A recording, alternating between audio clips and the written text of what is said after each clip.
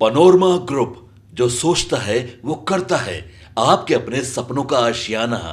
आज India block की बैठक थी, इतनी बड़ी बैठक थी, और आप कह रहे हैं बिहार में अपराध बेलगाम है।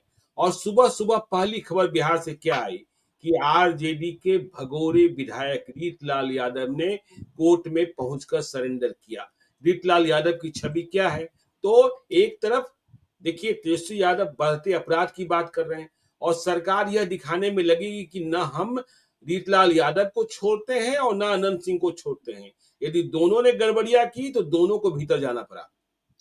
हाँ, देखिए, एक एक पता नहीं वो फेक है या सही है, हम चूंकि आजकल तो पुष्टि होती नहीं है, लेकिन बीजेपी के हैंडल से 3 यादव नेताओं की तस्वीर बीजेपी बिल्कुल ने बिल्कुल जारी की थी आरजेडी के लोगों से। पहली नजर बिल्कुल में तो फरार। हमको पहली नजर में तो हमको लगा कि ऐसे कैसे कोई पार्टी कर सकती है, कास्ट आइडेंटिफाई करके और इस तरह से कास्ट को अटैक करने का, टारगेट करने का। लेकिन वो किया बीजेपी ने। तो ये उसका एक मैसेज है, एक एक कम्युनिटी के नाते भी, कि जो तेजस्वी यादव जिस कम्युनिटी को रिप्रेजेंट कर रहे हैं उसमें देखिए कैसे लोग हैं, और अगर इनको आपने शासन दिया तो फिर इन लोगों का राज होगा, सड़क पर गुंडा राज होगा, जो वापसी होगी 1990 की और 2005 के पहले वाला जो बिहार था उसकी वापसी होगी। ये बड़ा मैसेज। जी तो ये तो कल ही बना दिया गया ये मैसेज, आज के बाद जब जब जब तेजस्वी यादव इंडिया ब्लॉक के कोऑर्डिनेशन कमेटी के चेयरमैन बनाए गए हैं और अघोषित रूप से उनका चेहरा एक सामने कर दिया गया मुख्यमंत्री के दावेदार के तौर पर, तब इस तरह के अटैक बढ़ेंगे। इंडिया ब्लॉक को इन अटैक्स का जवाब देने के बजाय अपना एजेंडा सामने रखना है, जो बार बार कह रहे थे, बिल्कुल कालावरू भी कह रहे थे कि हम बिल्कुल। मुद्दे से ध्यान नहीं भटकाने देंगे। तो ये तय मानिए कि मुद्दे से ध्यान भटकाने की कोशिश होगी इन तमाम तरह की चीजों से, रीतलाल यादव के जरिए और दूसरे जो यादव चेहरे जिनके दिखाई जा रहे थे उनके जरिए या किसी और के भी जरिए। लेकिन क्या बीजे जो अभी सरकार है जेडीयू और बीजेपी की, वो बिहार में क्राइम कंट्रोल कर देगी?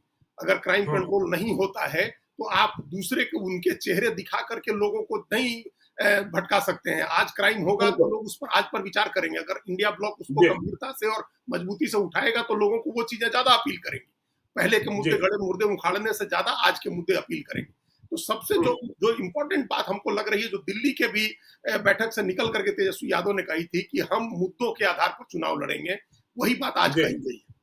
और ये बात आपने ठीक कही कि मुद्दे लेके आए हैं प्रशांत किशोर, उन्होंने मुद्दों को खड़ा किया है, और अब उस मुद्दे पर आरजेडी भी राजनीति कर रही है और प्रशांत किशोर भी राजनीति करेंगे। इसका मतलब क्या होगा? इसका मतलब कि जो सत्तारूढ़ गठबंधन है वो बैकफुट पर होगा, उसको जवाब देना होगा, तथ्यात्मक रूप से जवाब देना होगा। और आप कंपैरिजन आज के समय की तुलना आप 2005 से नहीं कर सकते।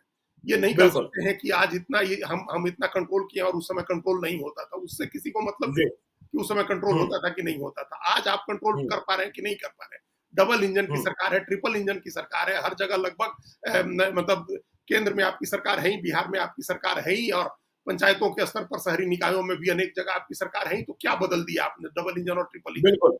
बिल्कुल हर बार इस बात को फोकस किया गया कि डबल इंजन और ट्रिपल इंजन की सरकार है, और डबल इंजन की सरकार में बिहार में अपराध बढ़े हैं। तो इसका जवाब देना होगा, करप्शन बढ़ा है, इसका जवाब देना होगा। अपोजिशन अगर जवाबदेह ठहराता है सत्तारूढ़ गठबंधन को, तो वो बेस्ट टैक्टिक्स होती है चुनाव लड़ने की। आप इमोशनल इश्यूज पर आप इमोशनल इश्यूज पर नहीं जाने देंगे चुनाव को। आप जो वस्तुनिष्ठ सब्जेक्टिव इश्यूज हैं उनके ऊपर रखेंगे, ऑब्जेक्टिव इश्यूज पर रखेंगे, आप उनके ऊपर, आप वस्तुनिष्ठ मुद्दों के ऊपर चुनाव करेंगे। ये बात सच में है। देखिए, जो बात आपने भ्रष्टाचार की बात कही, मुकेश सहनी ने कहा भी, और हम इसे मानते भी हैं। देखिए, अब मैं तो किसी दिन कार्यक्रम करने जा रहा हूं, आपको जानकर आश्चर्य होगा अजीत जी, कि सांसद और विधायक मद में कमीशन 70% तक पहुंच गया। बताइए, 70% तक इसकी जानकारी देंगे। खैर, तो वो अलग विषय है। लेकिन आज मुकेश सहनी ने कहा कि बिहार में कोई भी काम बिना पैसे का नहीं हो रहा है, और यह भी सही है कि जब से नीतीश कुमार की तबीयत ठीक नहीं है, बिहार में लोग चुपके से फाइल देखकर जो देख सकते हैं वह पैसा बना रहे हैं।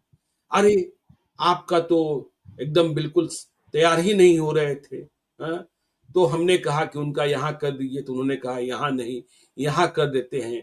तो इसके नाम पर संचिका पर हो चुका है, बस संचिका वापस आना है, उसमें पैसे गिन दिए जा रहे हैं। अजीत जी, ये स्थिति हो गई है बिहार की। देखिए ज्ञानेश्वर जी, हम तो, आप कोई भी सरकार ये दावा नहीं कर सकते कि हम भ्रष्टाचार रोक देंगे। लोकल करप्शन है वो तो आप बिल्कुल ही नहीं रोक सकते हैं, और जो बड़ा करप्शन है, जो सरकार के ऊपर के लेवल पर होता है, आप उसको भी नहीं रोक सकते हैं, क्योंकि हर पार्टी इतने इतने जो फंड आते हैं, सैकड़ों करोड़ हजारों करोड़ रुपए कहाँ से आते हैं? कौन यहाँ हम्म, देश की जनता पैसे दे रही है जाकर के? बिल्कुल। देश की जनता पैसे दे रही है, खाना रोजमर्रा का जीवन चलाने के लिए लोगों के पास पैसे नहीं है, तो पैसे कौन जाकर के दे रहा है? लोग सोना रख के गिरवी ले रहे हैं, सोना गिरवी रख के पैसे ले रहे हैं और लोन डिफॉल्ट हो रहा है। लोग पर्सनल जी लोन और क्रेडिट लोन लेकर के रोजमर्रा के काम कर रहे हैं, तो इसमें कौन आदमी चंदा देने जा रहा है पार्टियों को? कोई बिल्कुल पुलिस आदमी बिल्कुल। चंदा नहीं देता है। और कॉर्पोरेट का आदमी, आपको पता है कि 1 रुपया देगा, तो जब तक 5 रुपए का उसका काम नहीं होगा, तब तक वो आपको 1 रुपया नहीं दे सकता है। जब तक बिल्कुल। 5 रुपए कमाएगा नहीं, तब तक वो नहीं देगा पैसा आपको। हम्म, इसीलिए वो कोई किसी लेवल पर भ्रष्टाचार नहीं रुकता है।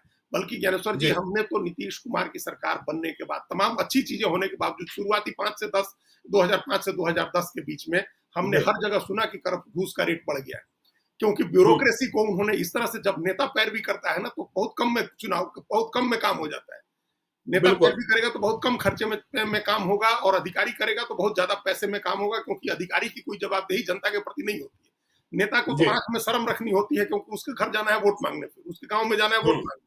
तो जब जैसे उन्होंने ब्यूरोक्रेसी का ऐसा सिस्टम बनाया, नीचे बीडीओ सीओ तक विधायक और एमपी का फोन नहीं उठाते थे, आज भी नहीं उठाते हैं, और वो सीधे बिल्कुल। वहां मुख्यमंत्री आवास में जो भी बैठा होता था, जिस समय जो बैठा रहा, उससे डील करते थे। हम्म, तो ये जी करप्शन तो बढ़ ही गया था, और अब ये बात खुल हम्म, करके सामने आ रही है, जनता भी महसूस कर रही है अब इस बात को।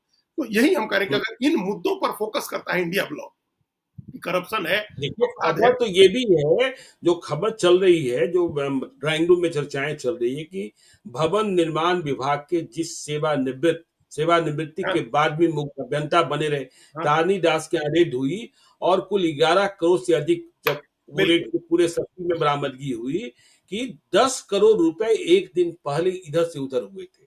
रेड एक दिन पहले ही होनी थी, और कहाँ वह रुपए पहुंचे हैं इसकी जानकारी भी ईडी को है। खैर, तो चलिए भ्रष्टाचार के आगे बढ़ते हैं। आज पोजिशनिंग जो हुई, उसमें नंबर 3 मुकेश सहनी, कांग्रेस के बाद। तो मुकेश सहनी के बारे में कल दिलीप जायसवाल ने कहा था कि एक घटक दल के जो बड़े साथी हैं, बड़ी पार्टी है, और जिससे बहुत उम्मीदें हैं, वो उधर से इधर आ रहे हैं, और आज मुकेश सहनी वहां हाजिर हो गए। तो मुकेश सहनी का भाव बढ़ा, और मुकेश सहनी को लेकर अब आपको क्या लग रहा है कि मुकेश सहनी यहाँ टिके रहेंगे? मुकेश सहनी को डिप्टी सीएम घोषित किया जाएगा? मुकेश सहनी 60 सीटें मांग रहे हैं, उसे कल कहा था उन्होंने कि देखिए, मांगने के लिए तो सीटें मांगी ही जाती है। मुकेश सहनी कहां तक बार्गेन करेंगे, क्योंकि अब कोऑर्डिनेशन कमेटी के चेयरमैन तेजस्वी यादव है। देखिए, 2-3 बातें हैं मुकेश सहनी के बारे में। एक तो ये है, जी, हमने इग्नोर कहा था कि उनके हम्म, सामने 2 ऑप्शन है।